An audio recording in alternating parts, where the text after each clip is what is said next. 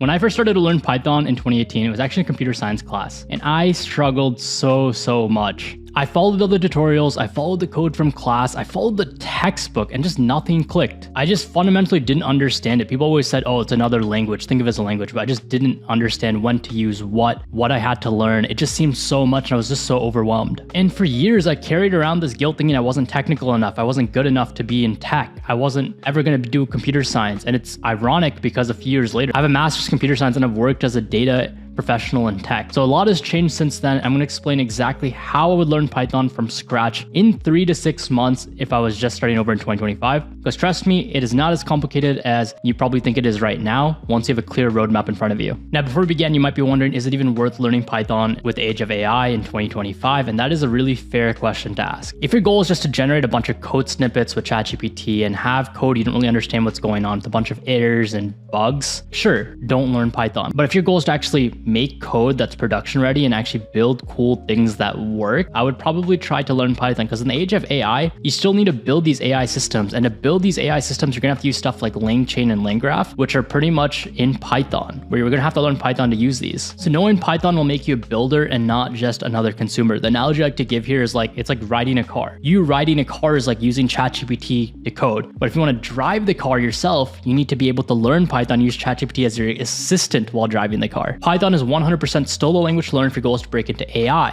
data analytics, data science, data engineering. Trust me, you are going to want to learn the basics of Python. Now, the first step you need to do is get set up. You need to actually find a place where you can actually code in Python. And the mistake I made was I tried to overcomplicate it. And by overcomplicate it, I tried to install Anaconda, Jupyter Notebook, all these different IDEs, and I had no idea what an IDE even was. I didn't understand why we needed this. And don't waste your time doing that. Go to Google Colab. Google Colab, it's completely free to use. It's pretty much Google Docs, similar to Microsoft Word. You can actually start coding immediately rather than installing all these softwares and dependencies, and makes your life much easier. Once you spend enough time in Google Colab and you learn the core fundamentals of Python, then you can move on to VS Code, Cursor, or whatever IDE is of your choice. For those of you who don't know what IDE means, think of an IDE like Microsoft Word, where you have to download a software to actually write stuff. And Google Docs, think of it as like Jupyter Notebook, where you can actually just pull stuff up on the cloud and just start using it immediately. So that's pretty much the difference between the two. And you can see Python is still the exact same code, whether it be on Google Colab or Jupyter Notebook. It just adds a level of friction that we don't want at this stage.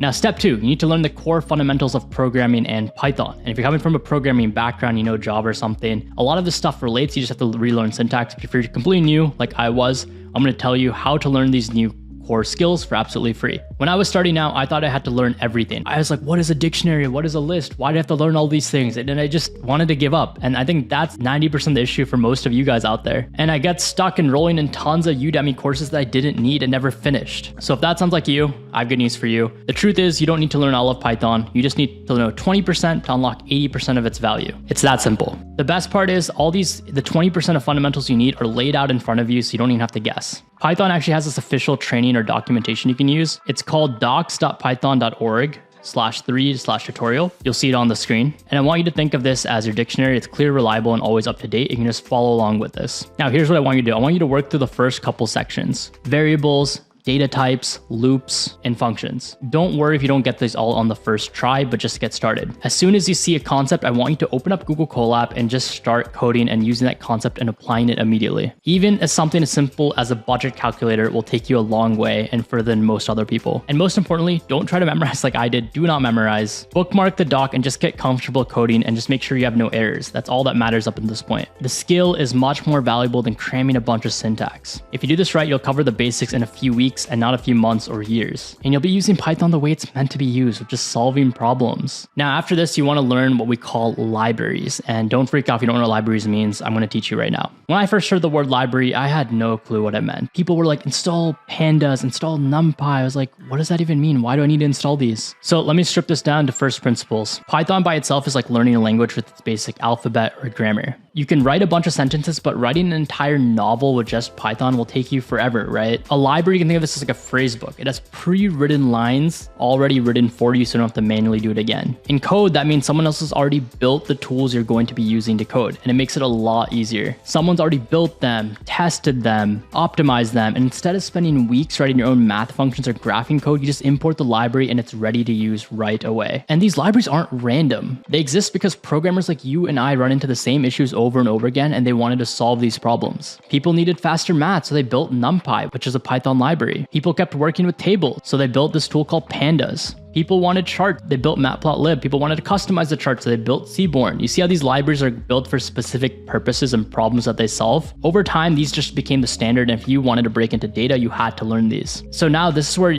paths kind of split. There are different goals by learning Python. I know some of you may want to learn AI, some of you may want to learn data analysis, some of you data engineering. So I'm going to explain the packages you're going to need to learn based on what your goal is. If your goal is data analysis and BI like mine is, I want you to learn Pandas, NumPy, Matplotlib, and that should be it. Pandas will help you clean and analyze tables, NumPy will help you with simple calculations, and Matplotlib will help you actually visualize data instead of using a BI tool. You can learn NumPy again, you can learn scikit-learn, and you can learn this library called PyTorch. These are great for built-in machine learning libraries immediately. If your goal is automation or software engineering, you can learn Request, Flask, or Fast API. And lastly, if your goal is data engineering, learn SQL Alchemy or PySpark. These are the libraries you're going to need. And obviously there are a lot more libraries than these. These are just some of the core foundational ones. You're going to want to learn more on top of this, but just learn the basics for now. The key idea is libraries are shortcuts built by experts in this field. And once you learn the libraries, it just saves you a lot of time. And for me, it's kind of like a low code tool. I don't have to spend a ton of time like low level languages building everything from scratch. Now, once you learn the library, it's time for you to start building projects. So before I took that computer science class back in 2018, I had an uncle who told me to build a calculator in Python in 2017. I voiced him, I was really interested in code, but I had no idea where to start. And he was like, just build a calculator. And I always, for the longest time, doubted him. I was like, why would I build a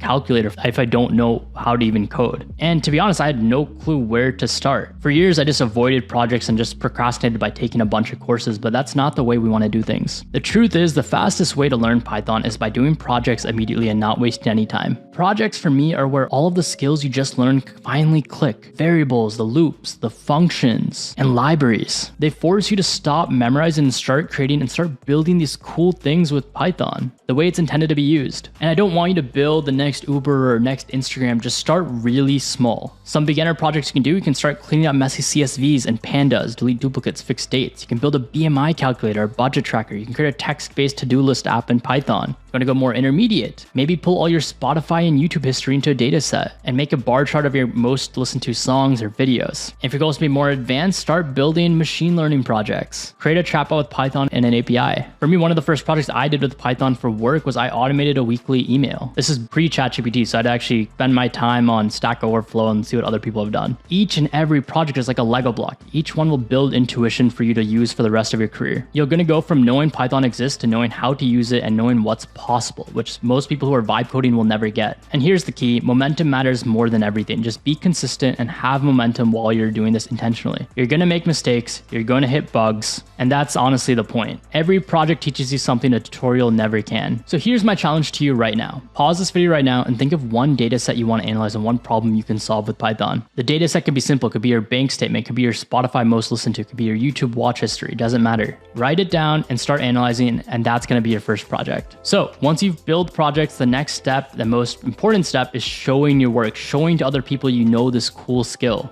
When I finished my first project, I hid them on my laptop. I didn't show anyone. I thought I'd share them when I'm perfect. And even to this day, I'm kind of afraid to post my products onto GitHub and my portfolio because I'm afraid of criticism. But here's the truth. No one really cares about perfection. People just care about proof. Proof beats promise every single time. If you go into a job interview and you say you know Python versus showing an actual portfolio of you using Python, you'll probably get the job if you have the portfolio. It'll look a lot better, right? So here's how you can start right now. I want you to go to github.com and create an account. I want you to upload one of the projects you just done, add a small README file. This just in plain English explains what the project does, and start updating it. Iterate as you go. It doesn't need to be one and done. Start adding to the project and you'll learn a lot of core foundational skills here. And then post about it on LinkedIn. Don't underestimate how powerful this is. So don't just learn Python. I want you to document it and share it with the world. The world deserves to know how far you've come. So that's it. That's how I'd learn Python in 2025, in months rather than years. So if you got this far, I want to thank you so much. Just leave a like, subscribe, and I'll see you in the next one.